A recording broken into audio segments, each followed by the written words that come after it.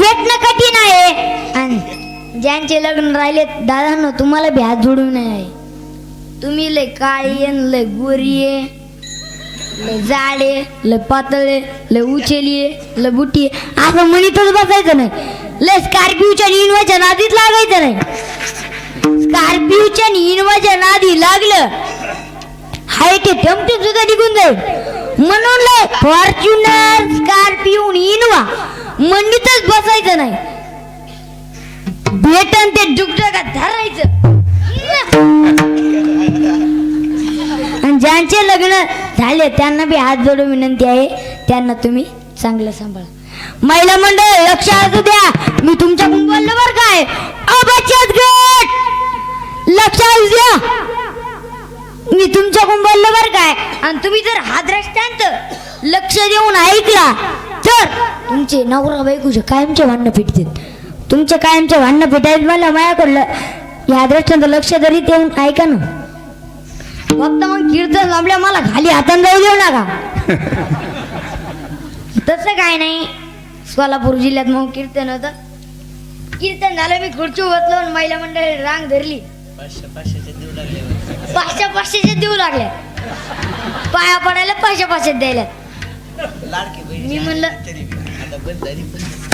मी म्हणलं आता काय पाकिटाच्या ऐवजी येत आले का.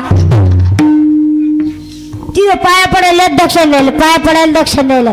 मी म्हणलं असं कसं काय. ते म्हणले, त्या म्हणल्या महाराज आमच्या अशी गाठ आहे की महाराज जर मजा असला तर त्याला आम्ही खाली हातान जाऊ देत नाही. आता तुमचं तुम्ही पा विठाला.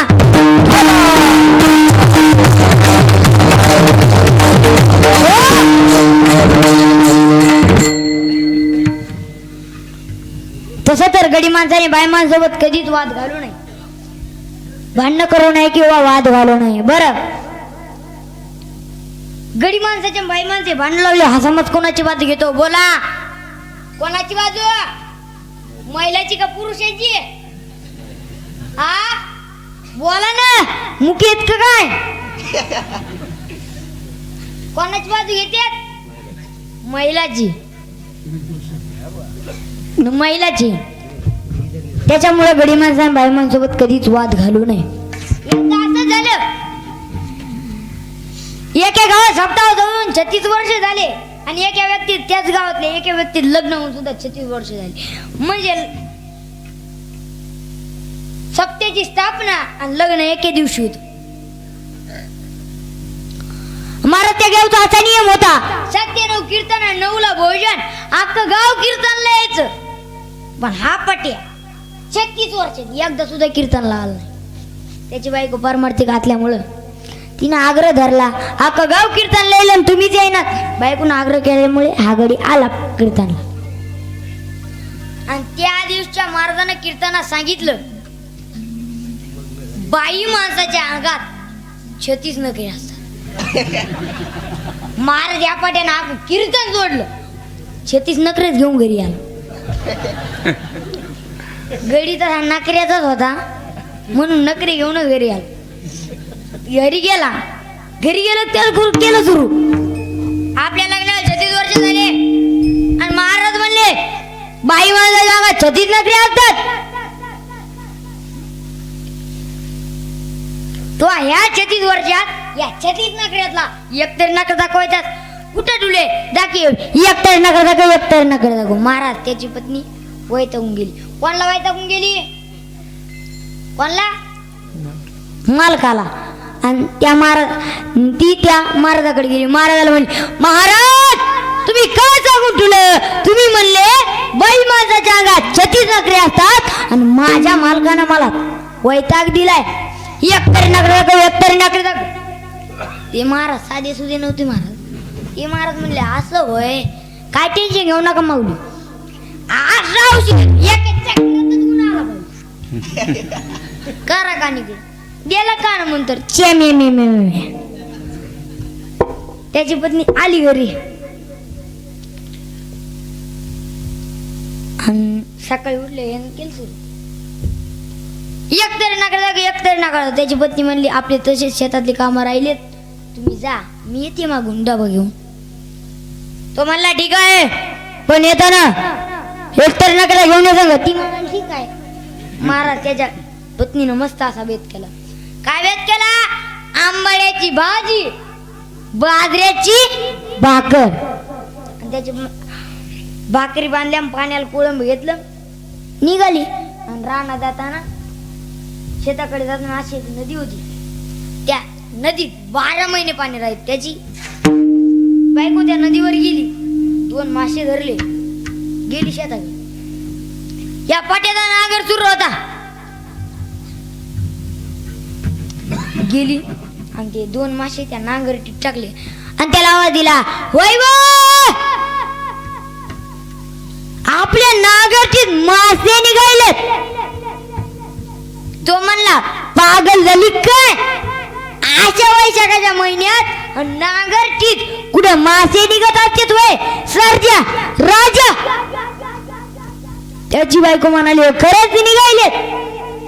मग त्यानं माग पाहिलं, तो मला खरंच माझे निघाले. महाराज ते माझे जिवंत होते, असे टना टना उडी आणू लागले. तो मला इकडे कोळंबा इकडं टाकू ती पाण्यात. परत कोळंब्यात टाकले आणि तिचा नवरा त्याचा मालक म्हणला जेवायला काय आणलंय? ती म्हणली बाजऱ्याची भाकर आणि आंबाड्याची भाजी. तो म्हणाला कॅन्सल, घरी जाय आणि माशाची भाजी म्हणे. हो हा गडी काय माळकरी नव्हता, निघाली ती. तो म्हणाला हा त्या नकऱ्याचं काय झालं? ती म्हणाली आणलेत पण घरी ठुलेत, या तुम्हाला दाखवते. महाराज हा गडी सायंकाळी 6 वाजता आला. त्याचं घर येशी पैशीत होतं, येशी मध्ये 5-25 माणसं बसलेले होते. तो गेला, गोट्यात बैल बांधले, आला मदत. तो म्हणला वाडभर जेवायला, सकाळपासून उपास पोट नांगर आणलाय, वाढ जेवायला, सकाळपासून उपास आहे. मग महाराज 3 वाढली आंबाड्याची भाजी, बाजरीची भाकर. महाराज हा गडी गरम होता, बाजरीची भाकर आणि आंबाड्याची भाजी पाहून लाल बुंग झाला. तो म्हणाला तू माशाची भाजी बनवणार म्हणून मी दिवसभर उपाशी राहिलो, उपास पोटात नांगर हाणलाय, आणि तू आता मला सकाळचीच बाजरीची भाकर आणि आंबाड्याची भाजी वाढलीस. ती म्हणले कोणचे मासे? त्याने एक कांसुला तोडली. तो म्हणला मी माझ्या हातात धरून तुझ्याकडे दिले, त्यामध्ये कांसुला तोडली. त्याची पत्नी ओरडत बाहेर आली. महाराज माणसाला तेच पाहिजे असते, भांडणं म्हणलं आता तिथं भांडणं लागत. इथले अर्धी निमी माणसं तिकडे भांडणाकडे जाते. म्हणते कीर्तन चालू राहते, जाऊ द्या चला भांडणाकडे. माझं तेच पाहिजे असतं. गेले तिथं 5-25 माणसं जमा झाले आणि त्याच्यातले होश करावा म्हणतात, कांतो रे पोरीला, कांतो बायकोला. तो म्हणला मी नांगरत असताना नांगरटीत मासे निघले आणि मी माझ्या हातानं धरून तिच्याकडे दिले. तिला म्हणलं माशाची भाजी बनव, आणि ती आता म्हणाली कोणते मासे आणि कवा दिले मासे? वयस्कर बाबा म्हणाले नशीब तू ही बाई तुझ्या पशी आतापर्यंत नांदली भाग्याचा समज, आणि अशा वैशाखाच्या महिन्यात नांगरटीत कुठं मासे निघत असते तुय. हा विनाकारण ते वयस्कर बाबा म्हणले हा विनाकारण बायकोला आणतोय. वारे पोरवयाचा आकार असा हल्लाय महाराज, कोणी तिंबावा असा तिंबला, कोणी तिंबावा असा तिंबला.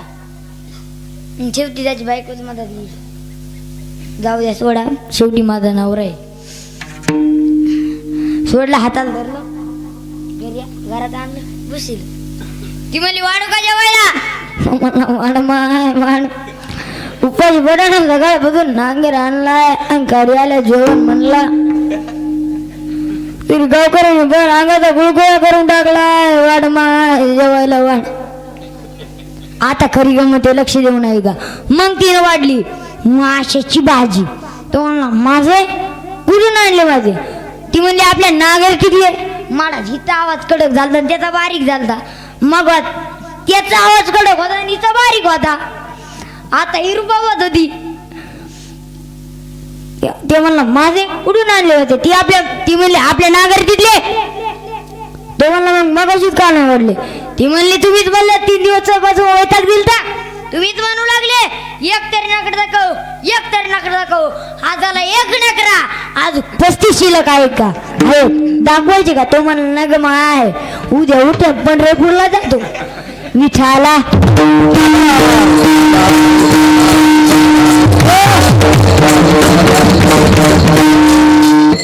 मग या दोघांचे भांडणं लागलं.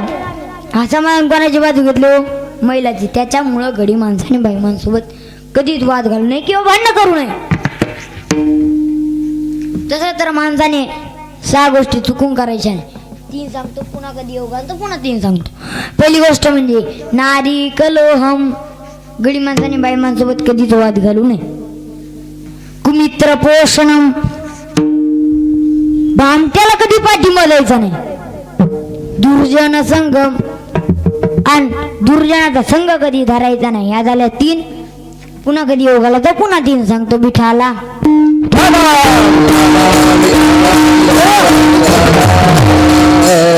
त्याच्यामुळे गडी माणसाने बाई माणसोबत वाद घालू नये विठाला.